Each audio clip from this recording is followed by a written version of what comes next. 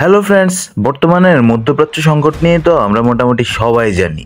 ফিলিস্তিনের সমস্যা, লেবাননের সমস্যা, ইয়েমেনের সমস্যা, কত যে সমস্যা চলছে মধ্যপ্রাচ্যে তা আমরা বলে বোঝাতে পারবো না। বলে রাখা ভালো, ইসরায়েল আজকে লেবাননে হিজবুল্লাহর বিরুদ্ধে স্থল অভিযান শুরু করেছে, আর এদিকে মধ্যপ্রাচ্যে তো অবস্থা খুবই খারাপ।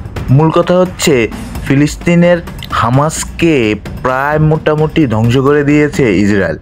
এখন আবার লেবাননের হিজবুল্লাহকেও মোটামুটি পঙ্গু করে দিয়েছে ইসরায়েল। কারণ হচ্ছে লেবাননের হিজবুল্লাহর প্রধান যারা, তাদের প্রায় সবাইকে এলিমিনেট করে দিয়েছে ইসরায়েল।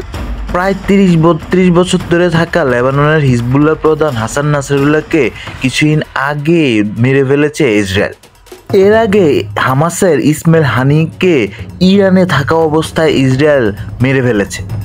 জি হ্যাঁ, ইরানের অভ্যন্তরেই ইসরায়েল হামাসের ইসমাইল হানিয়াকে মেরে ফেলেছে। ভাবা যায় এটা আসলেই অবিশ্বাস্য।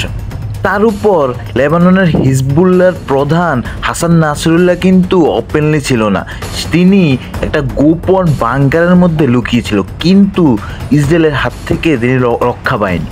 বাংকার বিধ্বংসী বোমার মাধ্যমে হাসান নাসরুল্লাহকে মেরে ফেলেছে ইসরায়েল। এখন আবার ইসরায়েল থেমে নেই, এখনও ইসরায়েল তাদের কাজ চালিয়ে যাচ্ছে। তারা এখন হামলা চালাচ্ছে ইয়েমেনের হুতিদের উপর। এই যে গতকাল ইসরায়েল হুতিদের পাওয়ার প্ল্যান্ট, তাদের পোর্টের উপর ভয়ানক বোমা হামলা চালিয়েছে, এতে করে হুতিদের কয়েকজন নিহত হয়েছে বলে জানা গিয়েছে।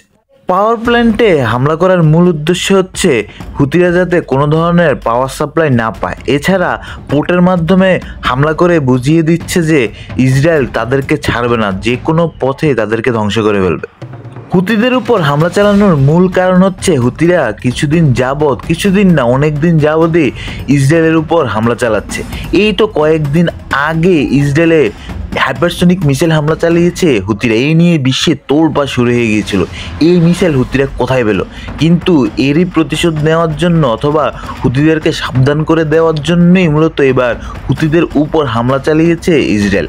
মূলত ইসরায়েল ইয়েমেনের উপরে তাদের বিমানগুলো নিয়ে হুতিদের উপর হামলা চালিয়েছে, কিন্তু হুতিদের তেমন কোনো উন্নত আকাশ প্রতিরক্ষা ব্যবস্থা না থাকায় ইসরায়েলের কিছুই করতে পারেনি। ইসরায়েলের বিমান বাহিনী সেখানে বোমা বর্ষণ করে আবার ফিরে এসেছে।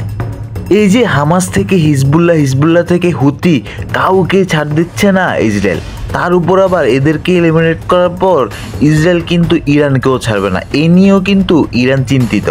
ইরান হয়তো ভাবছে কি থেকে কি হয়ে যাচ্ছে, যে ইরান কিছুদিন আগেও খালি ধমকি দিত, ইসরায়েলে হামলা করার কথা বলতো। ইরান কিন্তু সেরকম তেমন একটা হামলা করেনি ইসরায়েলের উপর। কারণ হচ্ছে ইরানের অভ্যন্তরে ইসমাইল হানিয়ার মতো একটা গুরুত্বপূর্ণ সদস্যকে মেরে ফেলার পরও ইরান কিন্তু ইসরায়েলের বিরুদ্ধে তেমন কোনো পদক্ষেপই নিতে পারেনি। সেই নিয়েই সারা বিশ্বে ইরানকে নিয়ে হাসি ঠাট্টা হচ্ছে। অনেক বিশেষজ্ঞ তো বলছে কিছুদিন পর ইরানেও হামলা চালাবে ইসরায়েল। কারণ হচ্ছে ইরানের নিউক্লিয়ার প্রোগ্রাম। ইসরায়েল কিছুতে ইরানকে পারমাণবিক অস্ত্রধারী দেশ হতে দিবে না, সেই জন্যই মূলত ইসরায়েলের সাথে ইরানের সমস্যা।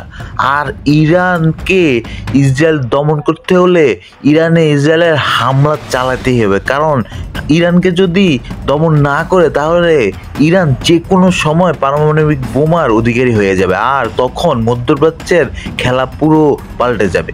তখন ইসরায়েলকে ইরান পাত্তেই দিবে না, যে কোনো সময় ইরান ইসরায়েলের উপর পারমাণবিক হামলাও চালাতে পারে। সেই জন্যই মূলত ইসরায়েল তাদের প্রধান পথের কাঁটা ইরানকে দমাতে চাইবেই। হামাস, হিজবুল্লাহ, হুতি এরা মূলত ইরানের প্রক্সি গ্রুপ, এদের মাধ্যমেই ইসরায়েলকে টার্গেট করত ইরান। কিন্তু এখন হামাস, হিজবুল্লাহ এবং হুতিদেরকে যেভাবে দমন করছে ইসরায়েল, তাতে করে ইরান কিছুই বুঝতে পারছে না তারা কি করবে। তাহলে বুঝতেই পারছেন মধ্যপ্রাচ্য সংকটটা কত গভীর।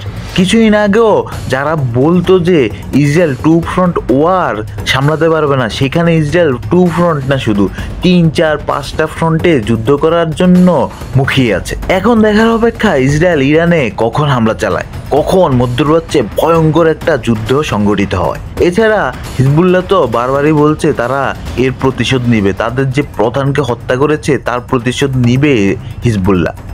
আজকে এ পর্যন্তই, ধন্যবাদ সবাইকে।